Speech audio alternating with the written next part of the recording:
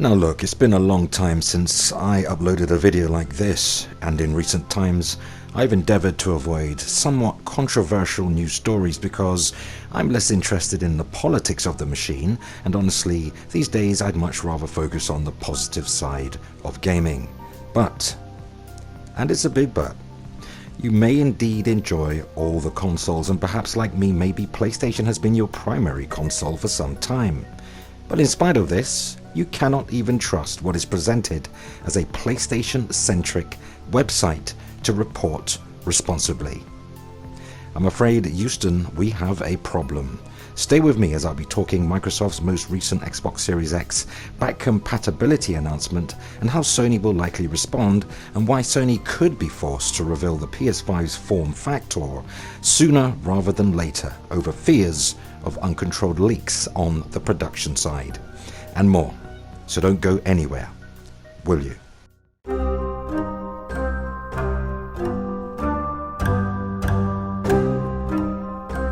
It's Friday, May 29. Welcome back, FOXY Games UK new and existing subscribers. Okay, so I'll go ahead and preface this with, and those who know my work know I'm not interested in hyping up one platform holder and trashing the other, particularly over some blindly followed false sense of loyalty to any given brand. And with Microsoft's promise of super enhanced OG Xbox, Xbox 360 and Xbox One back compat games running at full tilt on Microsoft's monster of a next-gen console, the Xbox Series X. Also, we could find out very soon what Sony's plans for back compatibility actually is, as the company may be forced to reveal, as I say, the hardware sooner rather than later, and a lot of this stuff is starting to come out and people are just getting confused. This, according to industry figures such as Takashi Mochizuki at the Wall Street Journal, who understands that PS5's gone into mass production, which means, yes, we'll get pictures and images leaked onto the internet, which I understand has already initiated. So, in terms of a PS5 hardware reveal, imminent is a word. Now, according to the official Xbox Wire, here's what Microsoft are offering its most hardcore player base. And it's all very consumer-friendly stuff. So, Xbox Series X, Microsoft say the most powerful and compatible next-gen console with thousands of games at launch by preserving your gaming legacy. Now, as gamers at Xbox, we know how important it is to preserve and respect our gaming legacies, your favorite games and franchises, your progression and achievements, and the friendships and communities you create through gaming should all move with you and across generations. Not only that, your favorite gaming accessories and peripherals should also move forward with you as well. Now, Microsoft say their goal has always been to empower gamers to play the best versions of games across 4 generations of Xbox at the launch of Xbox Series X. And these principles were key to Microsoft from day one and influenced many of their design decisions as they start the journey to create their most powerful and compatible console ever. Now, through a tremendous amount of hard work, technical innovation and partnership with the industry's leading creators, we were only not able to bring more than 500 Xbox 360 games to Xbox One. We were able to go back even further into the archives and resurrect some of our favorite franchises from the OG Xbox. The very same team who created the innovative new ways to preserve and enhance your existing catalogue of games on Xbox One is the very same team pushing the envelope again with Xbox Series X. Now, maintaining compatibility presents a massive technical challenge as fundamental system and chip architectures across generations and developers highly optimize their games to the unique capabilities and really the performance of a console to provide the best experience for the players. Now, to make Xbox Series X the most compatible console ever required both significant innovation in design, blah blah blah. This is all marketing jargon. Let's get to the meat. Now, Microsoft say they've tested hundreds of thousands of hours of games, and that's already been completed, with thousands of games already playable on Xbox Series X today, from the biggest blockbusters to cult classics and fan favorites. And Microsoft go on to say not only should gamers be able to play all of these games from the past, but they should play better than ever before. Backwards compatible games run natively on the Xbox Series X hardware, running with the full power of the CPU, GPU and the SSD. No boost mode, no downclocking, the full power of the Xbox Series X for each and every backward compatible game. Now this means that all titles run at the peak performance that they were originally designed for, many times even higher performance than the game saw on the original launch platform, resulting in higher and more steady frame rates and rendering at their maximum resolution and visual quality. It's all sounding very good so far, isn't it? Now, backwards compatibility titles also see significant reductions in-game load times from the massive leap in performance from the custom NVMe SSD, which powers the Xbox Velocity architecture. Now, as I play through my personal backlog as part of our internal testing, all of the incredible games from Xbox One and earlier play best on Xbox Series X. Now, the team was not content to just rely on the increased hardware performance to improve your playing experience. The team developed new platform level capabilities to ensure all of your games continue to get even better. In partnership with the Xbox Advanced Technology Group, Xbox Series X delivers a new, innovative HDR reconstruction technique, which enables the platform to automatically add HDR support to games. As this technique is handled by the platform itself, it allows us to enable HDR with zero impact to the game's performance, and we can also apply it to Xbox 360 and OG Xbox titles developed almost 20 years ago, well before the existence of HDR. Now, in addition to the new quick resume feature, which was designed not really just to work with new games, but it can also be enabled for backward compatible titles. Quick resume enables players to resume exactly where they left off across multiple titles, ensuring gamers can get right back to the fun in an instant. All of these advances happen at the platform level and require no additional work from developers. So Microsoft say they started with Xbox One X, and the compatibility team developed, as I say, new innovations that really are applied to curated lists of titles. That's not all titles, are curated lists, selected titles to enhance them even further. Techniques really that enables to render with increased resolutions of up to 4K, or applying anastrophic filtering to improve the final image quality, bringing these classics up to modern standards. With all the additional power and advancements of the Xbox Series X, the compatibility team now has a veritable playground of new capabilities to innovate and push the limits of game preservation and enhancement.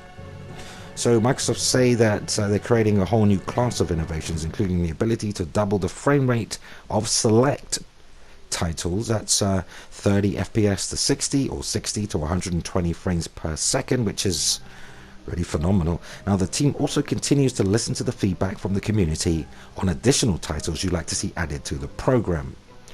So it looks like Microsoft are putting a whole lot of focus and work into back compat, but they obviously have hurdles to get over, including licensing challenges and technical challenges. Not every game will be really play friendly with the new hardware or architecture, so to speak, but it all does sound undeniably awesome, and Microsoft cannot wait to share more with you as they get closer to the launch of Xbox Series X this holiday.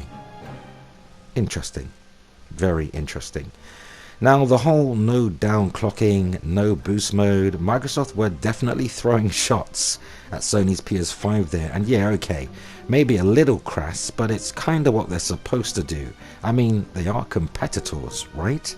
Now, you know, you've kind of got to admire Microsoft's determination in getting all three Xbox generations back catalogue onto the next gen hardware, and with significant upgrades, I'll add.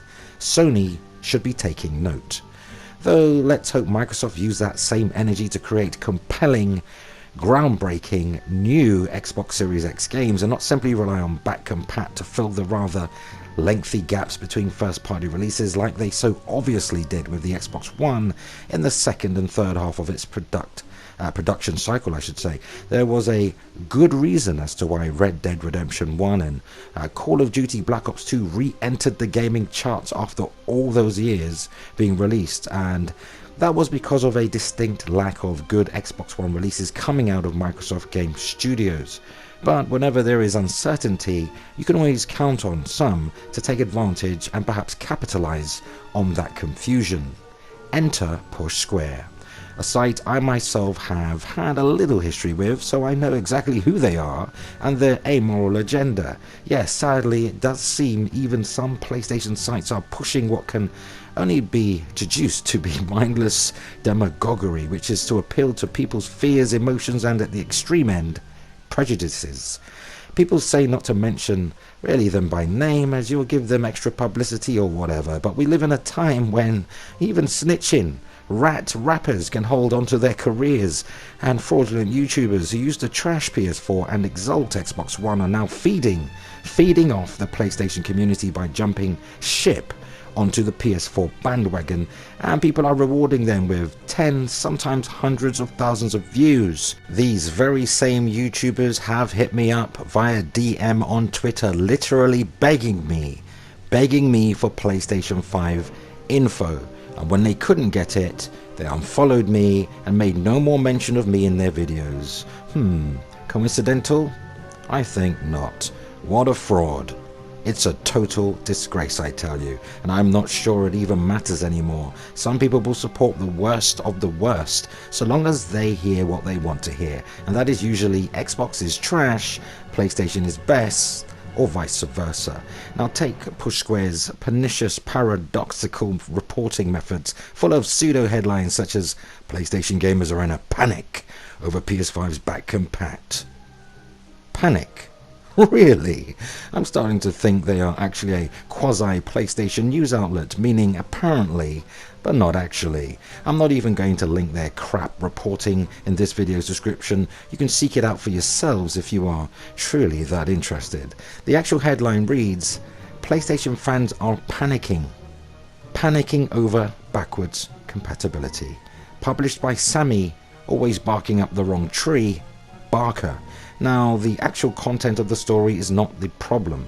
It's the clickbait headline that is the problem. Push Square's irresponsible reporting has even inadvertently encouraged seemingly intelligent people to visit FOXY Games UK's Twitter page to bother me with dumbass questions / comments like, PS5 better play my PS4 Pro games, will PS5 play PS4 game, please tell me, please. Headlines like Push Squares do not help the matter. It only serves to further confuse people and create doubt, even though Sony has promised the majority of PS4 games will run on PS5 with enhancements for select titles. Push Square amounts to sensationalist clickbait crap from a totally trashy PlayStation-centric site. Headlines on a similar level to junk newspapers such as The Sun, The Daily Mirror and The Inquirer. Push Square are like the Katie Hopkins of journalism. Utterly appalling. Sad to say, they're based in the UK. Now here's how it should have been reported, sourced via our friends over at psu.com. The headline reads, Sony sends mixed messaging on PlayStation 5 backwards compatibility with mention of system update. Sony has strongly indicated that the PS5 back compatibility feature will require a system update to work. That's at least according to a now amended line of text from its official website for the console, which has removed mention of an update. Now, right now it's a bit of a mess as to what's going on. The fact that Sony has removed it suggests that it either was a mistake or that it wasn't ready for that information to be revealed for public consumption. If an update is required, then we could be looking at a day one patch for PS5 or possibly having updates rolled out over time. Regardless, Sony's messaging has been a bit mixed with this. There is no distinction between PS4 games running on the new console natively and those that are enhanced for PS5. One thing Sony has said is that the vast majority of PS4 games will be supported on its next generation console, so that's pretty much set in stone. Still, the format holder needs to clarify a few things. Sony will launch its new home console in holiday 2020 around the same time that Microsoft's next-gen powerhouse, Xbox Series X, will arrive in stores. Fortunately, there's no sign of a delay despite the ongoing pandemic. Now, this is sensible reporting. Notice they didn't need a clickbait sensationalist headline. Please continue to keep up the good work, psu.com. I'll just say this. I like back compatibility options, but I like new IP more. Though do not concern yourselves with this, it's actually a non-issue. PS4 games will run on PS5 and many of them with enhancements, just like Microsoft are offering on select titles for Xbox Series X. Enhanced frame rates 30 to 60 to 120 frames, native 4K and 8K and added HDR in some scenarios. Also, PS4 peripherals will work on PS5 and more. I'm not sure why so many are confused. You don't need me to tell you this. Sony already said a lot of this stuff already. Now, I'm not going to tell you not to watch certain YouTubers. You can decide that for yourselves. I'm not even going to tell you to unfollow Push Square. Do what you want. But I am going to ask you not to bug me with stupid questions in order to reassure yourselves, particularly off the back of misleading click-based articles or YouTube content produced by charlatans and frauds. It's not my job, it's not my problem to clear up irresponsible pseudo-journalists' mess. Don't waste my time. Though what say you? Go ahead, sound off, share your thoughts and opinions on today's news, because that unfortunately brings us to the end of another video. But let's continue the discussion cordially in the comments, and for your current and next gen news updates, rumour and rampant speculation, hit the like button, spread the word, and keep it locked to Foxy Games UK. Remember, relevant links where applicable can be found in this video's description. Subscribe to Foxy Games UK, remember to hit the notification bell so you never miss content. Thumbs up if you like it here, and help us reach more like-minded gamers simply by sharing the video. Consider supporting Foxy Games UK via Patreon, and or grab yourself a Foxy Games UK branded t-shirt or hoodie, available in various colours and designs. You'll find both links in the video's description. Truly appreciate the support. But not to really present myself as a saint. I've made mistakes too. We all do. We're only human. But just be careful which of these outlets you get your news from. But that concludes our time together today. It was certainly great hanging out. Until the next video, remember, play games, not corporations.